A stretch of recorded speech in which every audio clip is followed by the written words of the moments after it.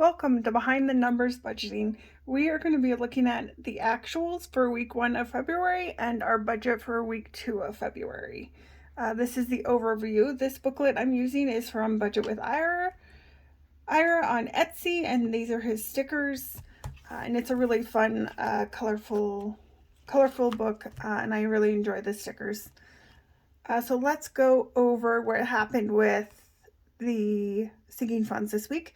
It was my week to buy food. Me and my partner switch off. I spent $228, and that is a lot. That is more than I usually spend. Usually I only spend $180, but I'm okay with that. Some weeks that's just how it goes with food costs going higher. That's just what it turned out to be. I spent $8 of my blow money. I had $28 in household. Needed some decorations for the bathroom downstairs, and I've been wanting it for a long time, and it was just that it was time. Home repairs. Oh wait, no, that was that bathroom decoration. The household was something else. I can't remember if that was cleaners or what that was now that I think about it. Anyway, so $28 in household, that's like cleaners, personal items, shampoo, conditioner, stuff like that. So in total, I spent $291 of my sinking funds, and I contributed and cash stuffed $890. So let's go over to the paycheck bill tracker. So my rollover from last week was as expected, $20. My income was $1,379, just a little bit more than last time. Sinking funds income was $291, leaving me with $1,690 and $12. We had no bills coming out. With my budgeting, you won't see many bills here. Most of the bills I stuff weekly in my sinking funds, and then when they come out of my sinking funds, and that's just to keep my budget a little bit more even, because I contribute about the same amount every week to my sinking funds.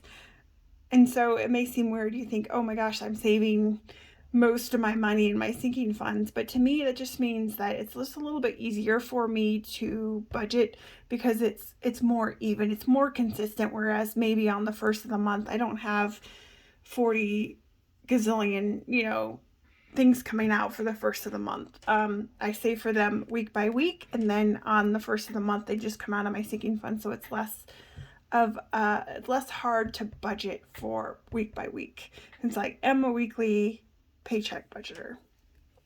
All right, so that brings us back down to the envelopes. Eating out, I had budgeted 80 and I spent 61.26, and that was really hard for me to do.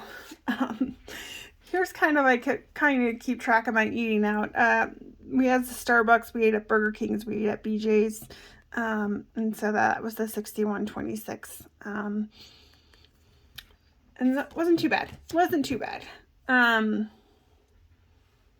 And that left me with $1,628.86, taking us up to the sinking funds already discussed. I budgeted $220, used $291, not too bad. Leaves us $1,337.86.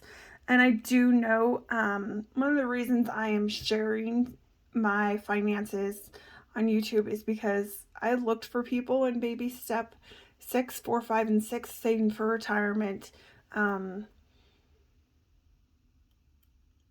paying off my mortgage, and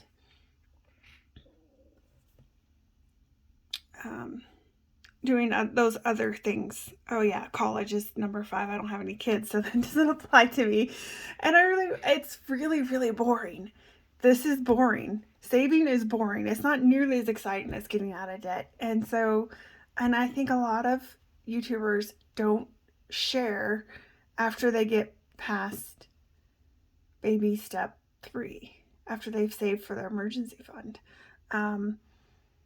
I got out of debt in 2017, and then I took a year off and I just spent all my money. I just spent it. I'd had enough of trying to get out of debt. It took me years. And then I started saving for my 3-month emergency fund, and I did that. And I think that took me a year or two. I don't really remember how long it took. And now I'm saving a 6-month emergency fund. And my income has gone up and my expenses has gone up. So that's going to be a bit more than twice of my original 3-month emergency fund. So I'm working on that. And that'll probably take me the rest of the year to probably save for that. Depending on, there's a high likelihood in March that I'm going to lose my job. So I knew I was going to lose it in July, but it may happen in March. So I'm definitely have that happening in 2022. And so I do know that I'm very privileged to be able to put money aside every single week to emergency fund, to sinking funds, and to be in baby step 6. But after I save up that emergency fund, if that does indeed happen before I lose my job in July, I want to share what I do with it, because that's fun, and there's not very many people that do that. So for this week, sinking funds, I originally budgeted $870. I put $890. You can watch my stuffing to see what I did with that $870. I think the $890, I put some more money to home repairs, some more money to medical. I am worried that when I lose my job here soon, that I want to have that medical fund built up so that I can pay for my premiums. I got medical insurance through the marketplace this year, so I want to be able to pay my premiums through the rest of the year. So that's my goal there. HSA, I do have my medical plan is a high savings account, and I do put money going to be putting money into this each month. And then I'll probably be bringing that back into my budget. I do have some receipts about way back to 2021 to reimburse myself for medical expenses. And looking forward, probably not next, but probably April, to be bringing some of that income back in. And that helps with the cash flow. So it goes out, comes back in, and it saves you on taxes.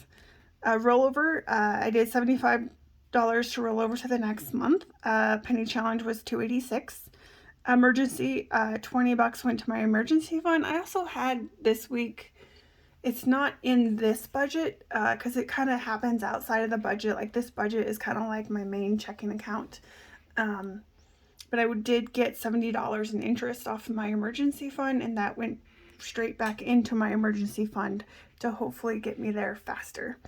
That was $1,337.86, zero-based budget. Alrighty. Let's go ahead and look at, zoom you out. All right. You'll see this again in my cash stuffing for week 2. It started with $800, $269. Gonna put $900 in here for week 2. Back to the budget. So February week 2 rollover is going to be $75. Income of $1,100. I'm expecting that to be $1,300, but I don't know yet if that's going to happen. We'll see. Rental income $1,163.80, and that is if there was no expenses this month.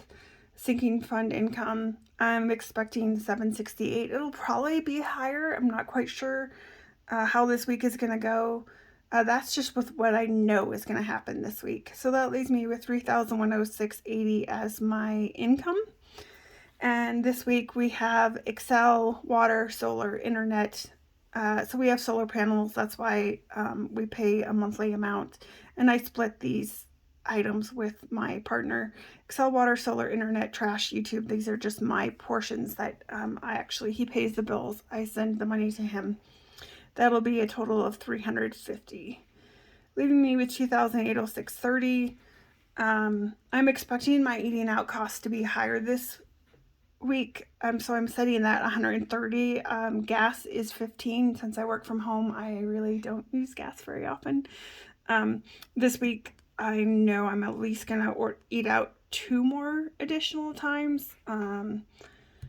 So just because the scheduling this week, 145 is my expected variable costs, leaving me $2,661.30. Insurance $760. This is going to be my car insurance, so that is coming out this week.